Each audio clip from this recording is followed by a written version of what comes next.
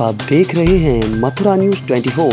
अलीगढ़ के थाना टप्पल के विद्यालय में काम करने वाले चतुर्थ श्रेणी कर्मचारी के द्वारा ही आत्महत्या करने और आत्महत्या से पूर्व अपना वीडियो बनाकर सोशल मीडिया पर वायरल करने का मामला सामने आया है, जिसमें स्कूल प्रबंधक और स्टाफ के लोगों पर 1 लाख रुपए वसूलने के बाद उत्पीड़न करने का आरोप लगाया है। उसके बाद पीड़ित ने आत्महत्या कर ली। इस मामले को लेकर उसके परिजनों ने स्थानीय पुलिस व उच्चाधिकारियों को जानकारी दी, जिसके बाद इस मामले में पुलिस ने अभियोग पंजीकृत कर लिया है, लेकिन किसी की अभी तक गिरफ्तारी नहीं हुई है।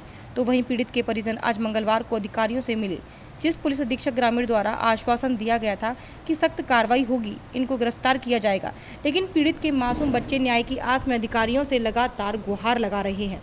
पीड़ित बच्चों का कहना है कि अब हम भुखमरी के कगार पर हैं और हमारे पिता से ही घर चलता था। अगर 72 घंटे में गिरफ्तारी नहीं हुई तो हम आत्महत्या के लिए मजबूर होंगे। वीडियो वायरल किया है, हमको 8-9 दिन हो गए, पुलिस कार्रवाई नहीं कर रही है और हमारे पिताजी क्या जो आरोपी हैं वो खुले में घूम रहे हैं। हमने पुलिस वालों को 72 घंटे का अल्टीमेट दिया है। अगर 72 घंटे में कोई कार्रवाई नहीं की जाती है तो हम दोनों बहन भाई आत्मदाह कर लेंगे। किस चीज़ का वीडियो था, क्या था उसमें? वीडियो में हमने पिताजी ने हमारे ने सुसाइड कर लिया था, प्रिंसिपल और प्रधानाचार्य वह बड़े बाबू के ऊपर।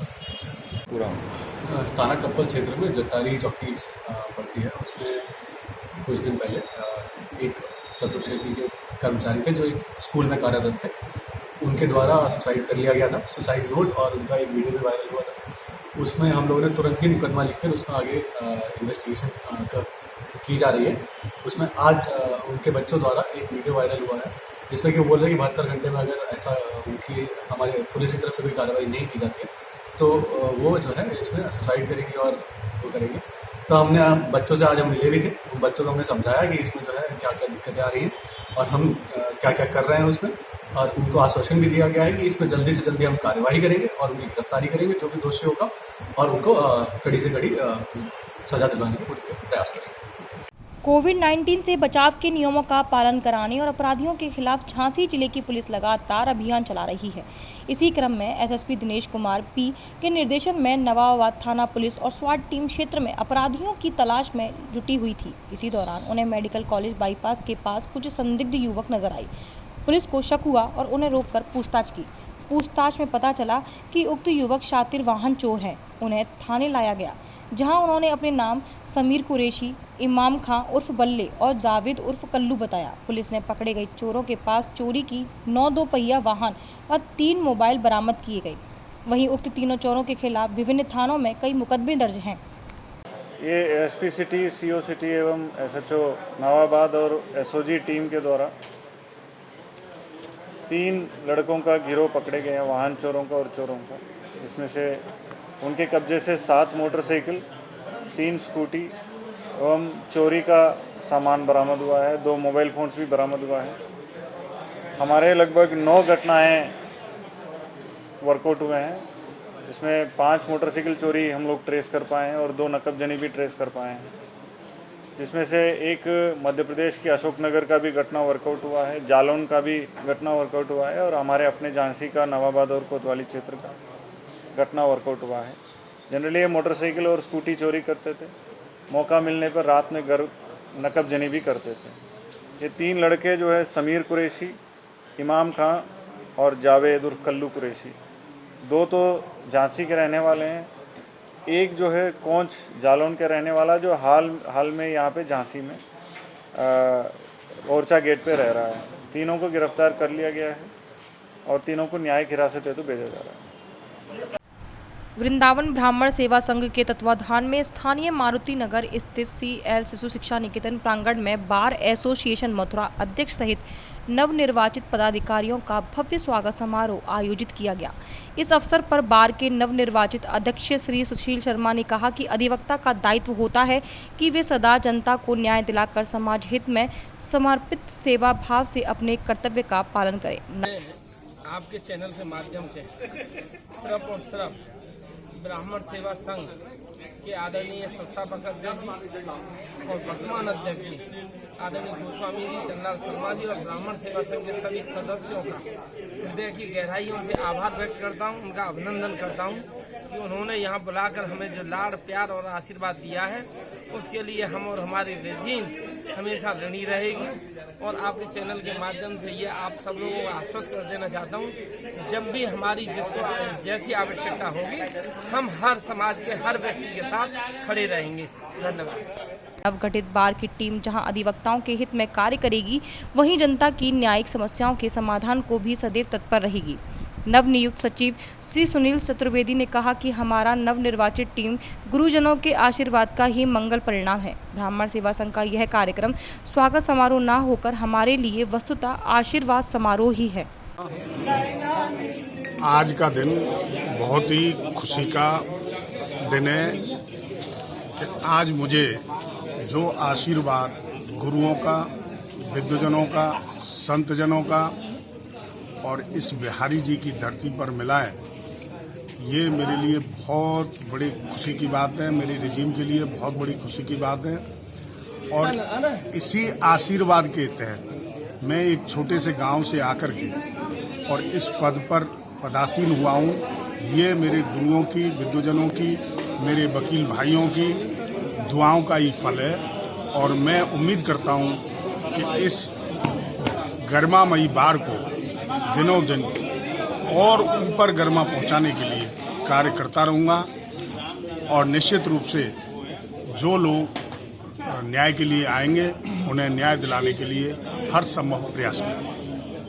सहारनपुर में कल रात से हो रही बारिश से थाना सरसावा क्षेत्र के पहलवानपुर गांव में बारिश के कारण मकान गिर गया, जिसमें मकान के अंदर 2 बच्चे अक्षय व अभिषेक सोए हुए थे। तभी बारिश के चलते कच्चा मकान गिर गया और दोनों बच्चे मलबे में दब गए। आनन फानन में गांव के लोगों ने पुलिस को सूचना दी और दोनों बच्चों को मलबे से निकाल उपचार के लिए जिला अस्पताल पहुंचाया, जहां एक बच्चे अभिषेक की हालत गंभीर बनी हुई है, वहीं दूसरे बच्चे के भी गंभीर चोटें आई हैं। अस्पताल के डॉक्टर प्रमोद ने बताया कि दोनों बच्चे के गंभीर चोटें आई हैं, लेकिन बड़े बच्चे अभिषेक की हालत अभी भी नाजुक बनी हुई है। इस बारे में बच्चे के पिता ने बताया कि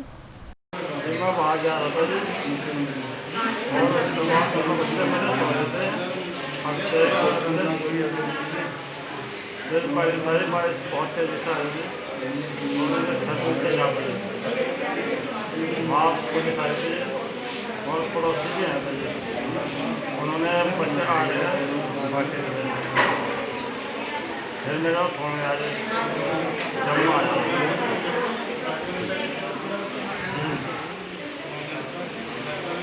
डॉक्टर क्या कह रहे हैं? जो पटवारी साहब आए थे उन्होंने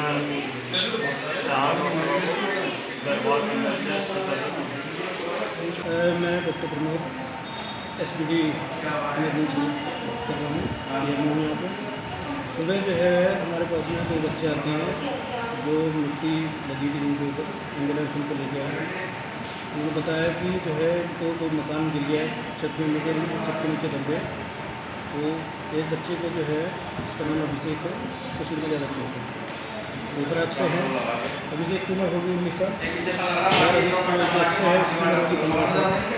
तो अभिषेक को सिर में चोट है, हेड इंजरी है और उसको जो है उसका CT स्कैन करा दिया, उसको ट्रीटमेंट दे दिया गया, ट्रोमा में भर्ती कर रखा है। बच्चे दोनों होश में हैं।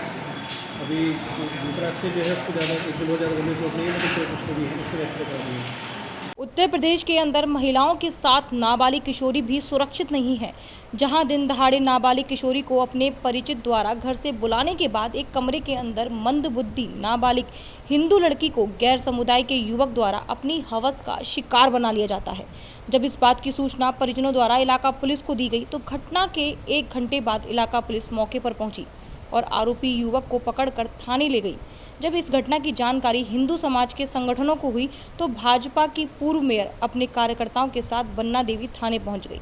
मामला अलीगढ़ के थाना बन्ना देवी क्षेत्र के डूडा कॉलोनी का है, जहां एक किशोरी के पिता अपनी दोनों पैरों से विकलांग पत्नी के साथ चाय की दुकान चलाकर गुजर बसर कर रहे हैं।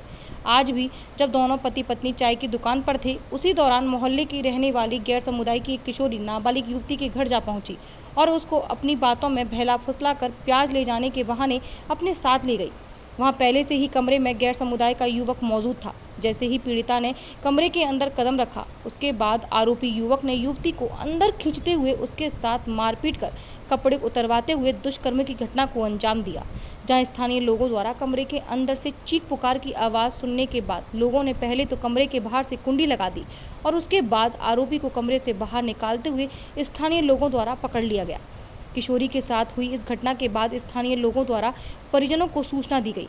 मौके पर पहुंचे परिजनों ने पीड़ित बेटी के साथ हुई घटना की जानकारी डायल 100 पर दी, जिसके बाद इलाका पुलिस 1 घंटे बाद मौके पर पहुंची और आरोपी युवक को पकड़कर चौकी ली गई। पुलिस ने आरोपी के खिलाफ मामला दर्ज कर लिया है व अग्रिम कार्रवाई कर रही है। देखिए, थाना बन्ना देवी क्षेत्र में एक विजय सिंह नाम के व्यक्ति ने डूडा कॉलोनी के रहने वाले, उन्होंने जो है ये सूचना दी कि उनकी पुत्री के साथ उन्हीं के एक परिचित महमूद नाम के एक व्यक्ति ने जो अश्लील हरकत की। इस संबंध में बन्ना देवी थाने पर अभियोग पंजीकृत किया गया है तथा अभियुक्त को की गिरफ्तारी कर इसमें अग्रिम कार्रवाई की जा रही है। सर, ये दो अलग अलग समुदायों का मामला बताया जा रहा है। इसमें देखिए, डूडा कॉलोनी क्षेत्र का मामला है और जो तहरीर आई है उसके आधार पर तत्काल अग्रिम कार्रवाई की जा रही है। सर, किस तरीके की कार्रवाई की जाएगी? इसमें जो अभियोग पंजीकृत किया जा रहा है तथा अभियुक्त की गिरफ्तारी कर अग्रिम कार्रवाई की जा रही है। ये मामला जो है, मुझे सूचना दी गई थी कि एक लड़की के साथ बलात्कार हुआ है, पुलिस सुनवाई नहीं कर रही है। इस चीज़ को लेकर के जब मैं यहाँ पर आई हूँ और उस बिटिया से मैंने बात की है, उस बिटिया ने प्रत्यक्ष रूप में बताया था और कि इस तरीके से मैं पड़ोसी के यहाँ प्याज लेने गई थी और मुझे इस लड़के ने अंदर खींच लिया और मेरे साथ बलात्कार किया और इस तरीके से उसने, लड़की ने जो भी बताया, घटना तो शर्मनाक थी जो उस बिटिया ने बताया है।